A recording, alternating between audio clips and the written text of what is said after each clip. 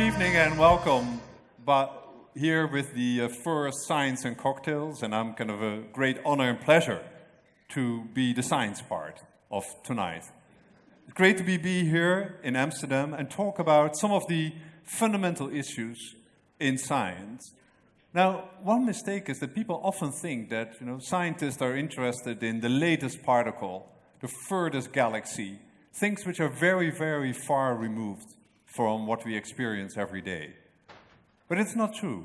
We spend an enormous amount of time and space thinking about the things that are around us, like space and time, the things that you just now feel, time ticking, the space in which you are moving, and that actually is the topic I want to talk about today. And in some sense, the ideas about space and time have developed in a very remarkable way. So space was used to think as something like a stage in which phenomena happen, something absolute, something that will never change. And time was considered, particularly by Newton, as a one giant clock that's ticking and that's controlling all the movements of the particles and all of us. Now, as you all know, famously Albert Einstein told us that space and time fit together and that time should be considered the fourth dimension. So it's early in the night, so I want to try to explain a little bit this idea of extra dimensions, because it will recur at several stages in the talk. Now, this is a two-dimensional picture. It's a square, it's easy to imagine. And we all are very familiar with two dimensions, and we're also familiar with three dimensions.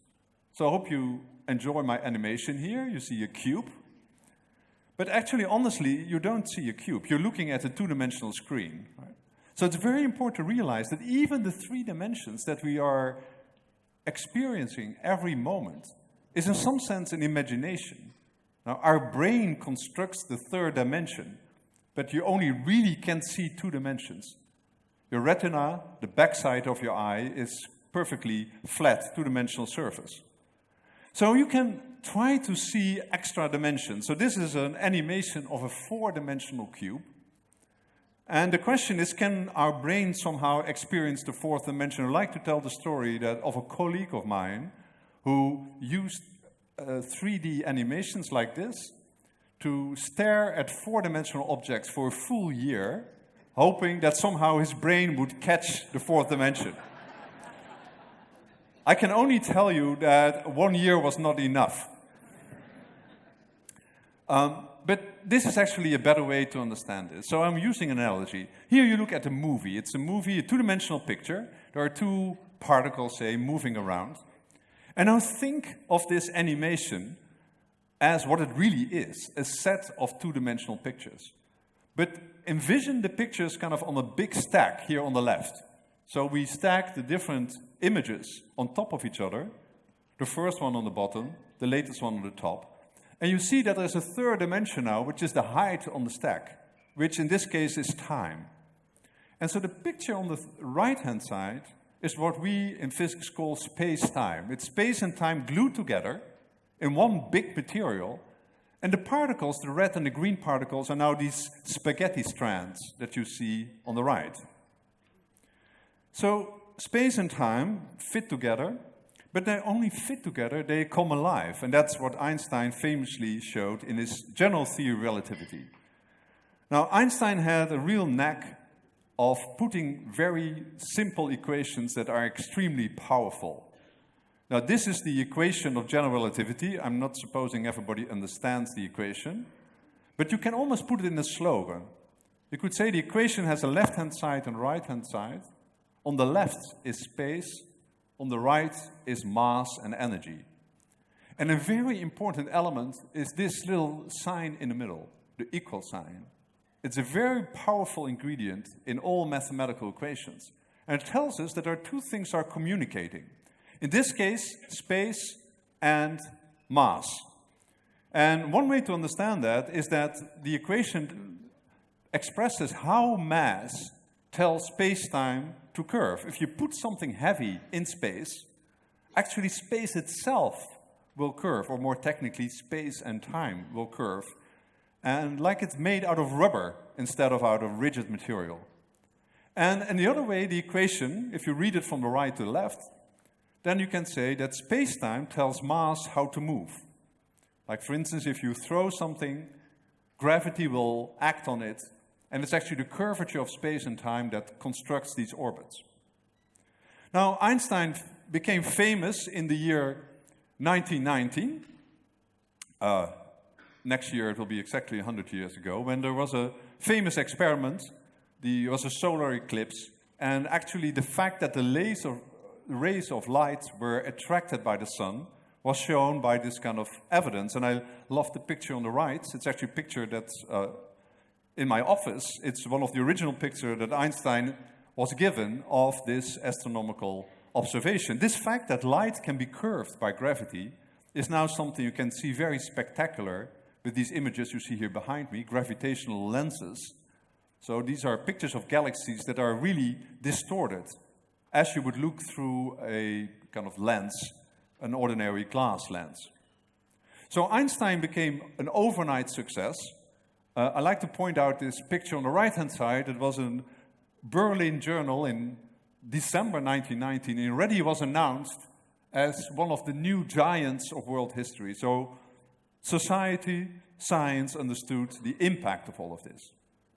Now, the remarkable thing of Einstein's contributions is, and there will be a theme here, that the most spectacular predictions of his theory, he was almost himself personally not able to fully grasp the implications. So he was, in some sense, I like to say, his theory was smarter than Einstein himself.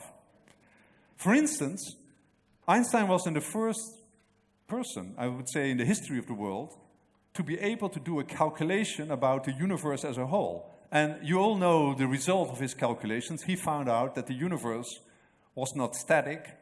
The universe expanded.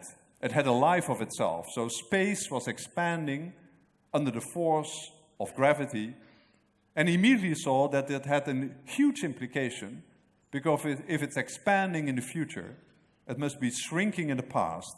And there should be a moment, what we now call the Big Bang, where actually the universe was born. It didn't exist before. Now, in his time, that was such an important step and almost impossible to take that he did something very remarkable. He changed his theory. He famously added an extra term to the equation, the so-called cosmological constant, to balance the universe, to keep it together, to make sure that it lives forever. Later, when the people discovered that the universe was expanding, he allegedly said that this was his biggest blunder. But we'll see the blunder will come back in a few slides, and it will turn out to be a brilliant blunder, which is, again, in line with his exceptional status of Einstein as a scientist. Now, the person that actually first got the idea that the universe really was expanding was a famous Belgian physicist and Roman Catholic priest, Georges Lemaitre. Later worked in the Vatican as the president of the Vatican Academy of Science. And he saw that the universe was expanding, that it should have had a beginning, and he coined some nice terms for that beginning. We now all call it the Big Bang. He proposed, among other things, the primeval atom and the cosmic egg. That terminology didn't stick, so we are now with the Big Bang. But he was one of the few people who, I would say, was in conversation both with Einstein and the Pope. Very, very special person. The second, the more experimental discovery of the Big Bang and the expanding universe was done by the astronomer Edwin Hubble. And I think you all know roughly the image that goes along with that theory. The universe is a big balloon that kind of is being blown up, and actually it's growing. The distance among the galaxies, amongst the stars, is growing. Now, that theory was for a long time just a theory. It became a fact almost 50 years ago with the first discovery of the so-called cosmic microwave background. That's a signal that in some sense is really a remnant of the Big Bang. And it was found by two radio engineers at the Bell Lab laboratories in New Jersey. And I hope we have the sound. Do we? No. Well, it's essentially just a nice hiss It feels like the noise that you hear in just an ordinary radio. So this was a groundbreaking discovery because it actually showed that there was really some visible signal, actually audible signal, of this gigantic explosion in which the universe was born. Astronomers often call it first light because the universe, when it actually was created, wasn't immediately filled with light. It was very dense. Matter was compressed in a very intense way. And only after the universe expanded enough for the atoms, in some sense, to let the light through, to become transparent, that was after 380,000 years, which is a relatively short time in the whole vast expansion of the universe, this first light was born, and from that moment on, till now, 13.8 billion years later, it has been floating free through space, and actually it's visible now with our wonderful satellites that make these measurements. This is a kind of the latest picture that we have of the early universe.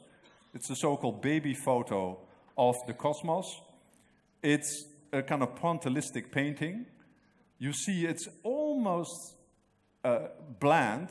There's small variations, 1/1000%, that actually over time have grown into everything you see around us. So you can actually reconstruct the history of the universe, almost starting from this point. I'd like to point out that this signal is still there. If you would have eyes that could see microwave radiation, you wouldn't only see the stars, but you would see this kind of pattern on the night sky glowing in these kind of microwave radiation. And it's like a huge sphere surrounding the planet Earth. So if you think about the picture on the left, which is a modern picture of cosmology, and the picture on the right, which is a very old-fashioned medieval cosmology, you see in some sense they have a certain similarity. Only the scales are different. There are no angels on the left-hand side. But it's, in some sense, we are the center of the universe, but actually anybody, anywhere in the universe can claim this unique position. So the great thing is that, and I find this an incredible animation. This is just, half a minute that shows how these initial spots in the universe grow over time. They become denser and denser, start to light up. Galaxies are formed. You see, in some sense, the very violent early part of the universe. And then it settles down to what's the universe as we know it right now, with many galaxies filled with stars. And this whole cosmic evolution that's there in front of us, leading to us now right here on planet Earth. So there's this wonderful success story. And I would like to point out that this success story, the uncovering of the history of the universe, is something that happened just the last few decades. It's something that we all actively have witnessed. People in many, many thousand years will look back and say, oh, the people who were alive in 2018, they were very fortunate because they were alive during these revolutions. Now, at the same time, there's been another revolution, an incredible success, which is understanding the smallest structures in the world. So the world of particles, which is the world of quantum theory. Now, again, there were lots of mysteries. In fact, if you would have talked to particle physicists in, say, the 1960s, they might think that it's impossible to understand what is the world made out of, what are the smallest structures in the universe. And now we know it, and if you are fluent in mathematics, then this incredibly small equation here is in some sense capturing everything that you want to know about anything of any matter, radiation that you see here in this room, on our planet, in the universe. It's an incredible, powerful statement that we can actually use mathematics to reduce all of that to something which mathematicians and physicists call beautiful without a hint of irony. We truly think it's really beautiful. Artists don't speak anymore about beautiful things. It's interesting. Scientists are still very naive. They just think it's beautiful. And of course, this is not, so you have to learn the language in order to understand the inherent beauty of this simple equation. Now, if you follow a university course, you get something like here on the left. These are all the details. But I like to say, it's even better. You can put the whole thing on a T-shirt. I've improved it now. There's now a Higgs particle. But it's kind of remarkable that you can wear a T-shirt that captures basically the whole structure of the universe. So on the one hand, and scientists, they always have these mixed feelings. So one feeling is of incredible awe and beauty. The other one is what often said, who ordered this? Why these particles? What's the structure? If you go into the details, you see there are quarks, they come in 3 colors, there are 3 generations, like they're like a small, medium, large version of everything, like it were T-shirts. And what's going on? And so physicists start thinking, is there some larger pattern? Is there something we don't see? Can we rearrange these particles so that they are even more beautiful, more natural? For instance, you can try to arrange the particles in this mathematical figure here, which is an example of a so-called grand unified theory, something that unifies all the forces of nature. Actually, it turns out that if you look at the forces of nature, and now we have 4 different distinguishable forces, 2 nuclear forces, electromagnetism and gravity, if you crank up the energy, if you go to higher and higher accelerations, if you go to smaller and smaller scales, these start to resemble each other more and more and more. So, physicists look at hints of nature, but one of the hints seems to be that nature is telling us, I'm more systematic than you think. There's an even larger system behind me than you have discovered. You only have a few of the pieces of the puzzle. So on the one hand, we are very glad what we understand. On the other hand, we have many questions. And we know the answer is incomplete. One of the great discoveries, again, of the last few decades, is that if you look at the universe, you see these galaxies floating in empty space. That's not true. It's not an empty space. Galaxies are surrounded with gigantic clouds of matter. We think. Dark matter. Actually, more better, invisible or transparent matter. Matter that is not lighting up, that light can just travel through. And in fact, there's much more dark matter than actually the matter that we see. My favorite analogy is that the universe is like a Christmas tree, and we and our stars and planets are the Christmas lights. But it's actually the branches of the tree that hold the whole thing together. In our universe, if you were able to see the dark matter, you would see this kind of huge structures, with roughly 5 times more matter than is in our galaxies and planets. That's the first big discovery, and unknown. The second big discovery of the last few decades is that even empty space and time is filled with energy that actually makes the universe accelerate in its expansion. It's like you have a compressed sponge and it wants to move and expand even further than Einstein and than Einstein wanted. In fact, Einstein introduced a term that would hold the universe together. That was his so-called biggest blunder. The term is there, but actually it has the wrong sign. It makes things worse. Empty space has an inner strength that pushes it apart. So I know this meeting here is called Science and Cocktails. So I was thinking, what would be the cocktail recipe of the universe? And so this is the modern cocktail recipe of the universe. So you take 5% matter. So that's the thing you learn in all the physics courses. That's what we know, 5%. And then 95% are these 2 mysterious ingredients. So I'm not sure it's healthy to drink this cocktail, but you have to add all this dark matter and all the dark energy. And that's the other 95% of the universe.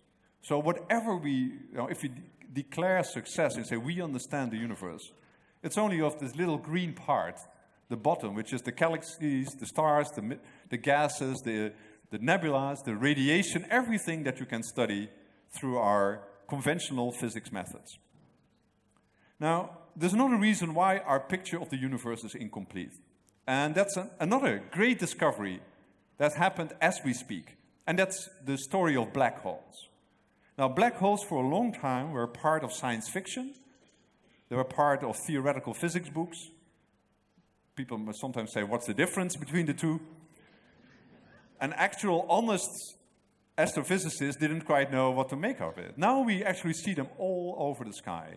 Now we see stellar black holes, which are collapsed stars that suck up the energy of neighboring stars. And we see black holes in the middle of every galaxy, like for instance our own galaxy. These black holes can thought of be millions or sometimes billions of stars. Just to think of the structure, here you see a galaxy. These plumes that radiate out have the size of a galaxy. They're hundreds of thousands of light years big.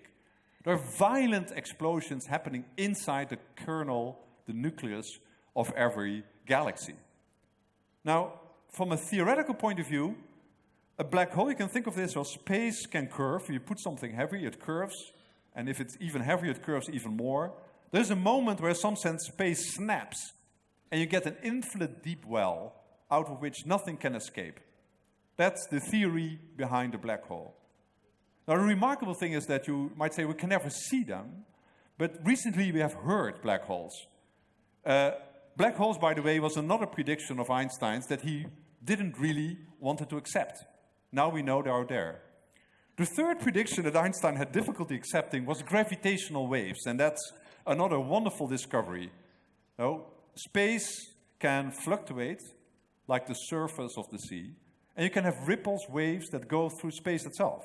That's space itself that's rippling. Think about it like you have a drum or something that you hit. Now, these ripples are very, very tiny, and they have been measured recently by the most special instrument ever built, the most sensitive instrument.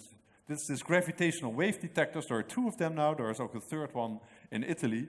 And it measures 1 part in 10 to the 21. My favorite story is, if a little cloud passes over the gravitational wave detector, the gravitational pull of the cloud can actually be measured.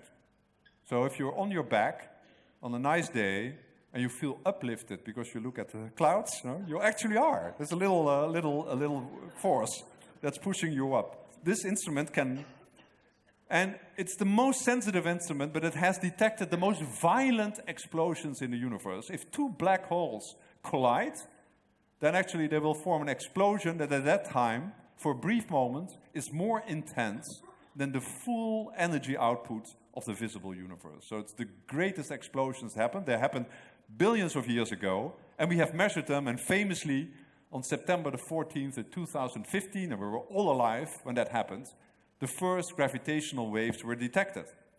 Now, I like to say, in the universe, there are only 2 ways in which you can communicate over long distance. One is light, or electromagnetic radiation. Nobody knows who was the first person to see light on this planet. It must have some bacterium that lived 3-4 billion years ago. We were alive when the second form of communication, gravitational waves, was detected. Now, in millions of years, people will remember that date. That's the first time we discovered this. So it's a great discovery for science. And by the way, it also shows the long timelines of research. This is a graph of all the particles that we know and how long it took for them to be discovered. And you see on the bottom is the Higgs boson. It took 50 years to discover. But this gravitational waves took actually almost to the day, 100 years from the moment Einstein predicted them to that we discovered them. So poor Einstein, I was never able to even fathom that this could be discovered, because you need such an incredible breakthrough in technology, and actually it did happen.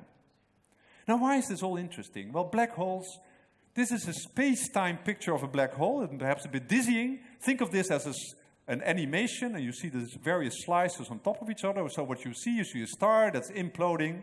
I play it again. Imploding, it forms this kind of singularity, the green part in the middle. And it turns out that black holes are surrounded by this, what's called a horizon, event horizon, which is kind of a no-go zone. If you are in that cylinder, you're trapped. You will die. There's no way to escape. And wondering, well, how do I know this with absolute certainty? Now, in this picture, you think of time flowing upward. It turns out that inside the horizon of a black hole, time flows inward. So just as you can measure, there's so much distance from you to the singularity. You don't measure it in meters, you measure it in seconds. So the moment you enter a black hole horizon, it's like you're watching a movie and you know it has another 3 minutes to go. So something will happen, because the movie has to stop. And the same way, the movie stops. The movie of the universe stops inside the black hole. That's quite remarkable. It's the end of time. So if you think of the history of the universe, there are at least 2 points which are really problematic. The beginning, where time was born, and we now have kind of hard evidence that this has happened. And then inside black holes, and there are billions of them, everywhere in our galaxy, in the center of our galaxy, time stops. So this is beautiful history of the universe, but it's like inconsistent. There's a famous quote, I like it very much, by John Wheeler, a famous physicist, who said, the existence of these singularities represents what he called the end of the principle of sufficient causation. Everything has a cause and effect. And so how can physics lead to a violation of itself? How can physics lead to non-physics? So the physical laws have their own destruction built into them. That's a bad thing. So I would say they are incomplete. And that's one of the big riddles of modern physics. And so we think the solution is by bringing the 2 elements I've been talking about, the world of the small and the world of the large, together. So we have to go back to quantum theory. Now, quantum theory, there's all this kind of uncertainty, etc. There are many things to be said about quantum theory. But I want to emphasize one point, which is, by the way, a very interesting question that's usually not asked. Now, if you learn about physics, say about electrons, you learn the mass and the charge of the electron. Nobody asks you how come that nature produces all these particles exactly with the same values. No, if there's a factory, it turns out to be a factory that has like infinite precision. And there's a wonderful story how that idea was born. And part of that story is the famous physicist Richard Feynman. This year is its centenary. He was born 100 years ago. And Feynman was a graduate student in Princeton, and his advisor was John Wheeler, the same John Wheeler of black holes. And he said, I have the following picture. So the question often asked is, suppose I want to make an identical copy of myself. And I want to stand here on the stage, an identical form. How can I do this? Well, there's one way to do this, is using a time machine.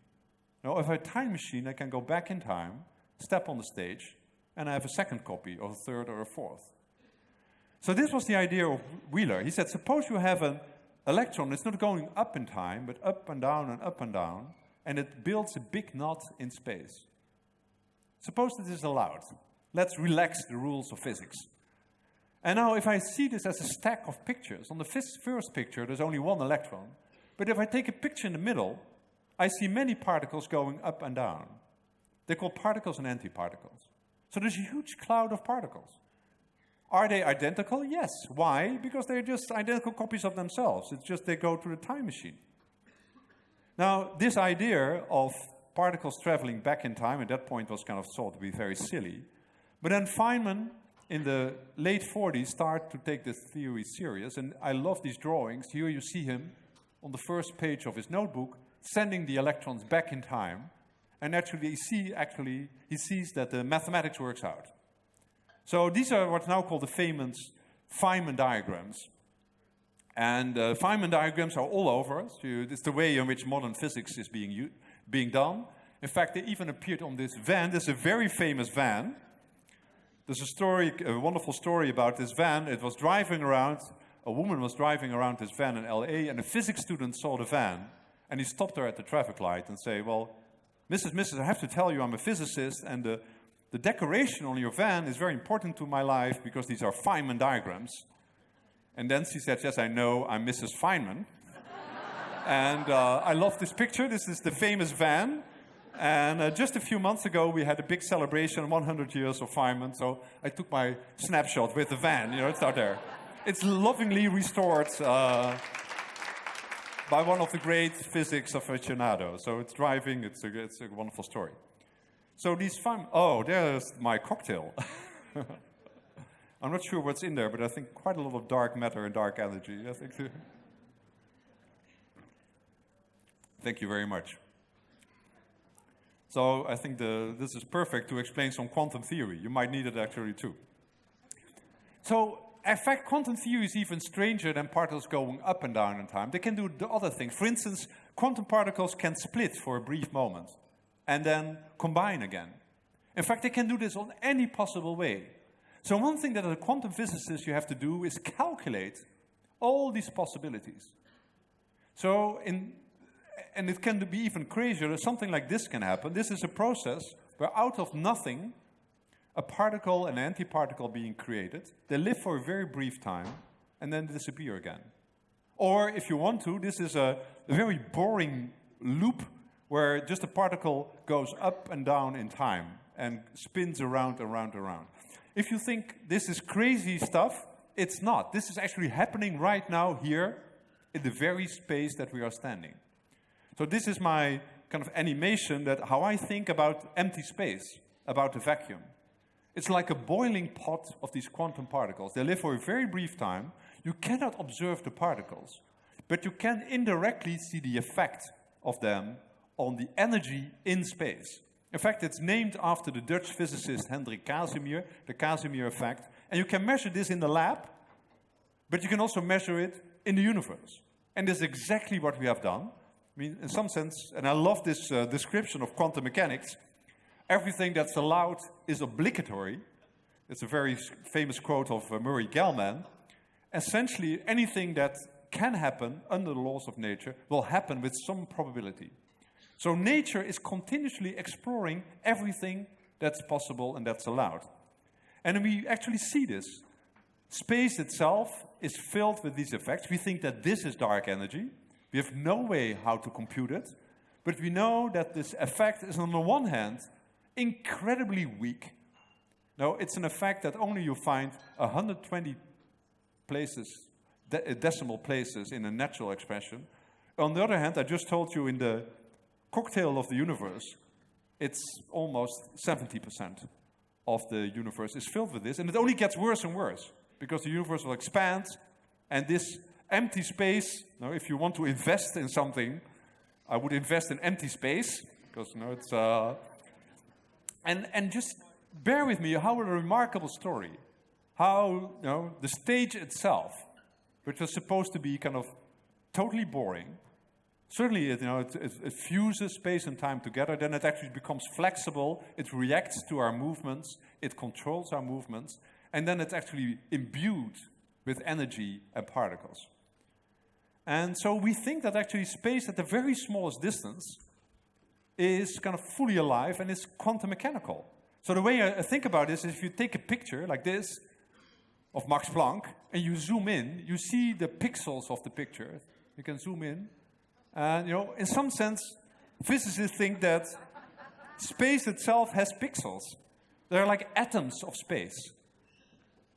And there's a granular structure that we want to see.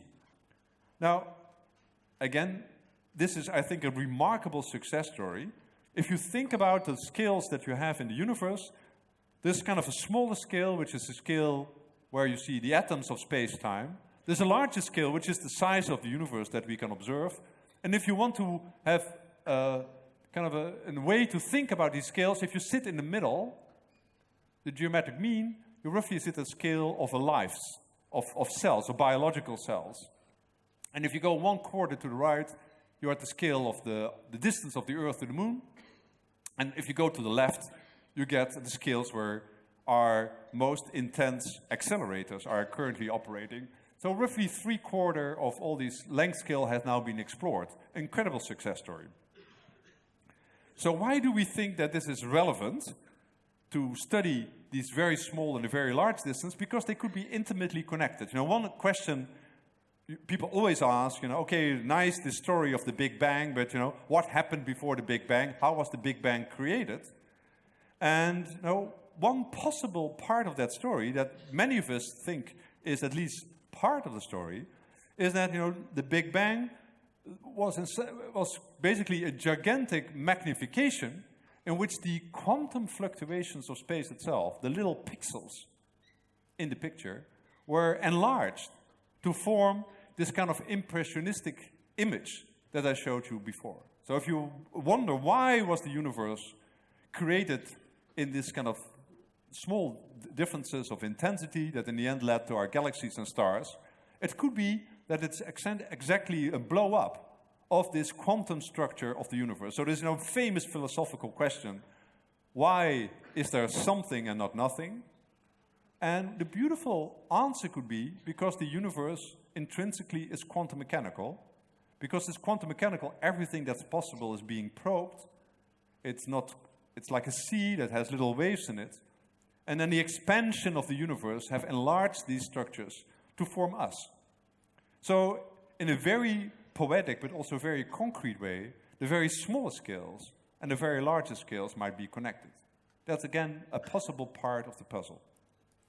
There's another place where this quantum mechanical effect might solve, so it's not only important for the question what happened at the Big Bang, it's also important for the question what happens if time stops. So I showed you this picture of a black hole that has this kind of event horizon. You know, if you go past it, you are doomed. If you have these virtual particles and they are created close to the event horizon, then something can happen. This is the famous Hawking effect. Perhaps the most important contribution to Stephen Hawking's. The other one being showing mathematically rigorously that there is such a thing as a Big Bang.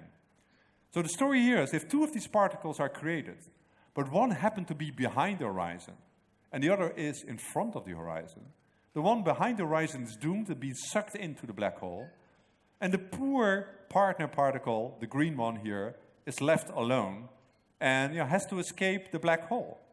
So as Hawking famously showed, black holes are not black, black holes radiate. They lose all their energy, and at some point they evaporate.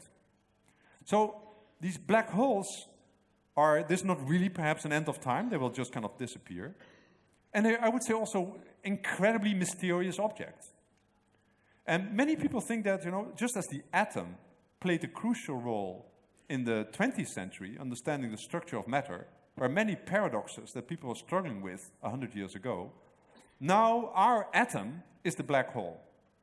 Our big quest in physics is to understand how quantum theory and gravity can combine within a black hole. And on one hand, the black hole is the simplest possible object. It's just a deep hole in space. On the other hand, it's the most complex one because you can calculate how much information can disappear into a black hole of a certain size. And you find out that it's the most intense form of memory storage. So you can, a vast amount of information can fit in an entirely small black hole. And we physicists have an idea how we can think about this, and we think that in some sense the information of a black hole is stored on the event horizon, this kind of sphere that surrounds the black hole. Now, this is called the Holographic Principle. It's a story for a completely separate lecture, but it tells us that space is very similar to this kind of two-dimensional animation I showed you in the very beginning. Remember the cube that was rotating? I told you, you're not literally looking at something three-dimensional. You're looking at two-dimensional image. And we construct the three dimensions by kind of looking with two eyes to see the movements. Our brain constructs the third dimension. In the same way, we think that space-time, space itself, is not what it is. It's not a three-dimensional object. It's intrinsically two-dimensional. In some sense, there are screens, perhaps the screens surrounding black holes, that store the information. Now, this is an incredible rich story, and here I come with a large ingredient, which is string theory. So, string theory is an attempt to build a theoretical framework that explains all of this, which is a gigantic challenge. And it starts with a very simple basic idea that sounds kind of naive, that the universe is not made of particles, but little vibrating loops. So the Feynman diagrams that we like, which are the trajectories of particles, are being replaced by these kind of surfaces, which are little strings sweeping through space and time. Now, the wonderful thing is that these, is in some sense, mathematically completely rigorous object. The moment you have this idea, you're set. You have to live with the consequences.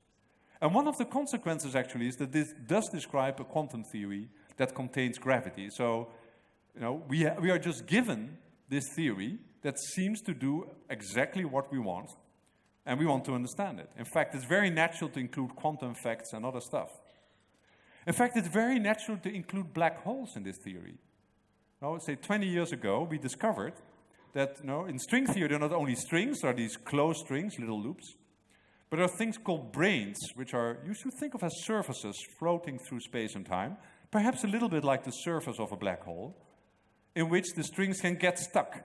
So they're like little open strings, we call them, which are tethered to these branes. And it turns out that it actually is a mathematical theory that's able to calculate and explain quantum black holes. So for instance, this is my cartoon version, how string theorists look at black holes. It's not exactly correct, as any cartoon, but it captures the spirit. So here's the black hole. It has this horizon. You never should go into it. Here are the strings. And then some strings have the unfortunate fate that they are, and that, of course, these strings build the gravitational force. And these are some of these strings which are kind of stuck halfway into the black hole, kind of waving help. And they describe, in some sense, the information inside the black hole. And, for instance, Hawking's effect of Hawking radiation is two of these kind of open strings coming together and then taking off. Again, these are pictures. I love the pictures. I'm happy to say everything comes with very precise formulas, of course, that you can calculate in great detail. So I would say this is was a great kind of turning point in studying quantum theory and gravity, because it led to this thing which is perhaps the most famous physics paper written in the last 50 years by my colleague at the Institute for Advanced Study, Juan Maldacena, who actually showed that you can build here a complete theory. You can describe gravity, black holes, cosmology, all of that using kind of a different language, the language of quantum mechanics, where space doesn't exist, but it's this hologram. It's a holographic representation of the universe. And in some sense you can think that physics try to do two things at the same time. So let me explain a little bit the spirit of this, because I think that's very important. Now we are trying to merge two theories. And in some sense what's happening, it's like almost that you want to merge two languages, say Dutch and English. And of course you can do this because there are some objects that you can describe both in Dutch and in English. In the same way we are discovering that physical reality can be captured in two languages. It can be captured in the language of quantum theory, and it can be captured in the language of relativity theory. So the two halves, say, the left side and the right-hand side of our physics brain, are trying to use different theories, different concepts. On the left-hand side, we have geometry, we have gravity. On the right-hand side, we have quantum mechanics, which is very algebraic, very abstract, very difficult to get an intuition. And basically what physics is telling us, there's an equal sign in between. There's a way to translate from one language to the other. You can be both quantum and gravity at the same time. And it's extremely exciting.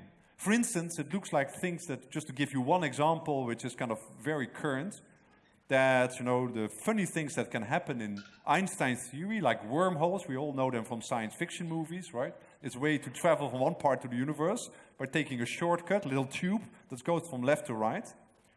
That phenomena seem to be very similar to another crazy phenomenon in quantum theory that some of you might have heard about, entanglement, which tells you that a particle here and a particle on the other side of the galaxy might be connected. If you make a measurement in one, you can actually do something to the other particle. So it's almost like that all these bugs in these theories become features. They're both crazy, but they have the same kind of craziness. So universe is pointing out something that brings things together. And I would say this is perhaps the most crucial part of tonight's story. It's like, how do we understand the world? Now, in some sense, we have this problem that we want to understand both the large and the small. Now, there are 2 points of view how to do this. The traditional one is you look at the world as we see it around us right now, the largest structures. And we see it's made out of light and matter, and can make pictures of it, like this beautiful picture of this forest. And it's like a big mess, right? Life is complicated. It's very difficult to explain all of you and everything that's happening here. But the physicists would look at it and say, well, you know, actually we are all, as we stand here, made out of little particles, and the light is just little photons, light particles bouncing around. So if we reduce it to these simple particles, we get back to the T-shirt. So the T-shirt is very simple, but you know, just lots and lots of particles, and therefore make a very complicated world. So the thing to do in science is to reduce to smaller and smaller bits. In the end, you get the smallest parts, you're done, and you build up, out of these little building blocks, the big picture, which is complicated. There's a completely opposite point of view, what it means to give an explanation in science. And that's not called reduction, it's called emergence. So in emergence, you do exactly the opposite. Now, I can look at this cocktail, I can look at its color, I can see it's a liquid, I can taste it, I can smell it. It's pretty strong, by the way. And these are all characteristics that are very difficult to capture if you think of this as a bunch of H2O molecules and a lot of other molecules mixed into it. Now, if you're a chemist and you want to understand these individual molecules, it's a lot of work to build up the taste or the smell, like of something that you cook or that you produce. So, the remarkable thing is that a lot of things simplify if you look at large-scale structures. So, for instance, the waves that you can have on a fluid are captured by very simple mathematical formulas. Very difficult to explain anything around us in terms of the movement of all the molecules. So if this was the only way we could understand, through a reduction point of view, we wouldn't understand anything. And in fact, huge parts of science are emergent. The qualities only appear when you have many, many particles. In fact, it's exactly the opposite. The more, the merrier. You have more particles, the physics become more simple. It's very difficult to describe the temperature of a gas of 3 particles. If you have 10 to the 24, it actually becomes easy. So, in some sense, there are these two pools. How do we understand the world? Do we expect simplicity at the smaller scales, or do we expect simplicity at the larger scales? So I would say, we live in a wonderful universe where we have both. It turns out if we look at the universe as a whole, there are very simple laws, just a few numbers, a few equations, the content of the universal cocktail. And if you go back to the smaller scales, it's the T-shirt. Again, very simple. And so, in some sense, we have to somehow find a mix between these two kind of arrows. And I think one of the great insights is that it's almost sometimes, you might think that you think of the building of science as have many, many floors. And that, the bottom floor would be the most fundamental. And I think Einstein would have said the most fundamental floor is space and time itself. Everything is built out of that. In fact, his dream was to build even quantum mechanics and particles and light, all of it out of these most kind of fundamentals. Actually, what we're learning now is actually the opposite, perhaps. Perhaps Einstein's theory, gravity, is a beautiful example of an emergent phenomenon. It's something that emerges by studying the smallest structures, which are not space and time itself, but there's a basement, say, to physics. There's a deeper layer. What's there? Well, we have nice words. We talk about quantum information, which is kind of beautiful because it's just somehow devoid of any physical content. It's information by itself. But I think it's very striking that now, in some sense, all these ideas seem to be kind of interconnected. So I would say, we had this big picture, which is a remarkable success, but there might be actually an even bigger picture, where quantum information, appropriately misspelled, I see, might be the bottom layer. So perhaps I just want to end with one final thought, because you might look, well, what's happening on the right-hand side here of the picture? Can even smaller, can be even bigger. And I want to just end with that, because that's another, I think, fundamental question. Is this, if you understand all this, is this the end? Is this the only way in which nature could work?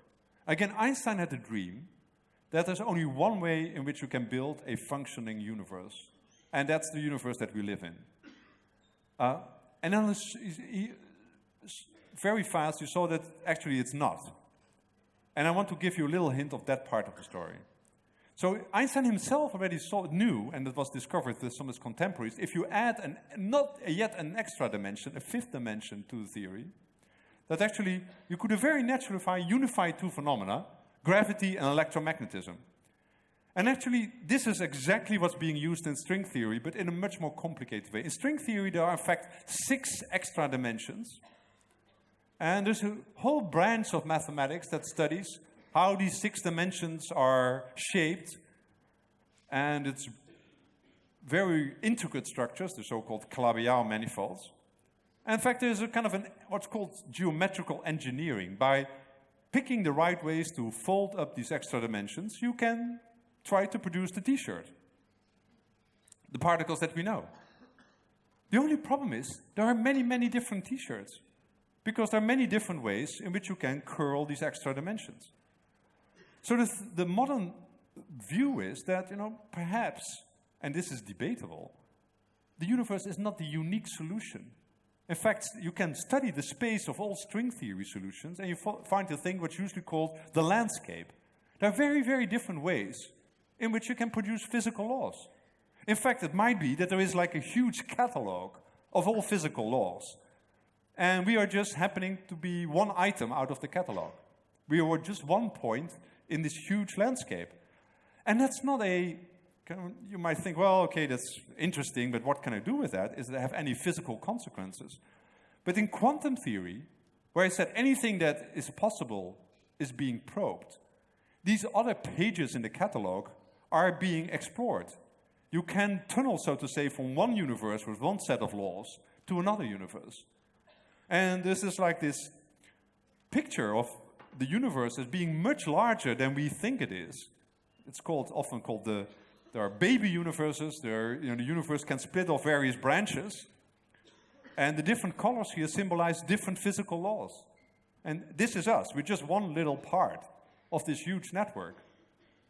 Now, this again, gives mixed feelings. I would say half the physics community loves this. It's kind of nice, because it breaks. We're not unique. We're just one item in a page of all possibilities. Others think it's horrible because we lose our uniqueness. We're just this one. And sometimes it almost feels like giving up. So there's this kind of vast multiverse that, might be sitting at the other end. And so I would say that might be even larger than the usual scale. Now, my final slide, and I started with Einstein, but the end with Einstein, is, I would say, something the spirit in how to take all of this. There's a famous story when Einstein was a young boy, he got a compass. He was 5 years old. And he describes that he looks at the compass and says, it's very nice, the needle's always pointing to the north. And then he takes the compass and walks through the house and notices that it's always pointing north. And there's something that's pushing the needle. And this is 5-year-old discovering the magnetic field. And so Einstein had this wonderful ability to imagine things that weren't there yet. And so I think I want to end with this great quote, which is one of my favorite quotes of him. That I've been talking basically lots of stuff that could happen, that out there, that we don't understand, that we're wondering about. So not about what we do know, but actually what's out there, what's outside our knowledge, the limits of our knowledge. And Einstein famously said, that's where imagination takes over, because imagination is not about what we know, but it's everything that we ever will know and understand. Thank you very much.